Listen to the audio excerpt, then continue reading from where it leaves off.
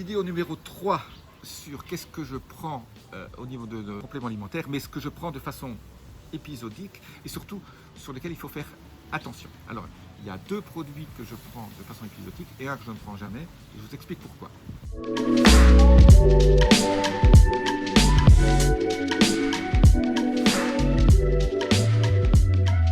Je suis Jean-Marie Buterlin et vous regardez Vie Augmentée. Alors, les 2 produits sur lesquels il faut faire attention, et le troisième, je vous expliquerai pourquoi je le prends aussi de façon pas continue. Une vitamine que je ne prends jamais, c'est la vitamine A, qu'on appelle aussi rétinol. Pourquoi? Parce qu'il peut y avoir des problèmes au niveau foie si on en prend trop. Et puis, bon, la vitamine A, c'est important, mais on en prend beaucoup à travers les aliments. Donc, c'est une vitamine que je prends jamais.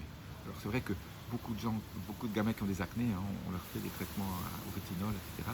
Et c'est toxique au niveau. La deuxième chose que je prends de façon avec assez de parcimonie, j'en prends 3 jours par semaine et j'en prends voilà, 1 à 2 tasses, c'est le thé vert, le thé matcha. Alors, si vous le prenez sous forme de thé vert, voilà, prenez 1 à 2 tasses par jour, c'est bien. Prenez pas 15 tasses, ou si vous prenez de la poudre, prenez-en voilà, sous forme de poudre, faites diluer ça dans une grosse tasse ou dans un petit truc où il y a 2-3 tasses dedans, mais faites en sorte de ne pas en prendre trop, de prendre ça que 3-4 fois par semaine. Bon, ça contient des catéchines, hein, ça, EGCG, ECGC. C'est ultra bon pour la santé, c'est ultra bon parce que ce sont des antioxydants. Il y a un effet aussi sénolytique. Il y a un effet super important au niveau de tout votre bien-être. Mais il ne faut pas le prendre il ne faut pas en prendre trop parce qu'à long terme, si vous en prenez beaucoup, il peut aussi y avoir une certaine toxicité au niveau du foie. Donc là aussi, piano. Il ne faut pas en prendre trop. Moi, j'en prends. Donc j'adore le thé matcha, j'en ai parlé beaucoup sur mes chaînes, mais je n'avais pas précisé qu'il ne faut pas non plus surconsommer le thé vert. Alors, il y a une dernière chose sur laquelle aussi il faut faire relativement attention, c'est la quercétine, tout ce qui est bioflavonoïde et tout ce qui est sénolytique. Hein. Il faut en prendre, je l'ai parlé dans ma précédente vidéo là-dessus, il faut prendre ça 3-4 jours par mois, 5 jours par mois, 1 semaine par mois maximum, et il faut tourner. Il ne faut pas habituer votre corps, à part les 3 fondamentaux dont j'ai parlé dans la précédente vidéo, mais il ne faut pas habituer votre corps à toujours avoir tous les jours les mêmes compléments. Donc il faut les tourner, tout ce qui est antioxydant, surtout si vous prenez trop d'antioxydants, c'est mauvais pour la santé. Donc tout ce qui est antioxydant, il faut en prendre de façon raisonnable. Pas en prendre tout le temps, parce que votre corps aussi produit ses propres antioxydants, hein, qui s'appellent le glutathion, qui s'appelle la catalase, la superoxydismutase, etc. Et votre corps, si vous lui donnez trop d'antioxydants, après il n'en fabrique plus.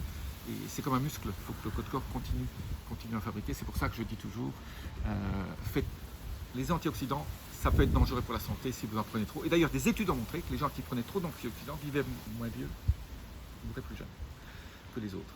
Donc, antioxydants, hein, c'est parti, vous en prenez pas, c'est pas bon, vous en prenez trop, c'est pas bon. Il y a cette fenêtre, une espèce de courbe où il faut optimiser.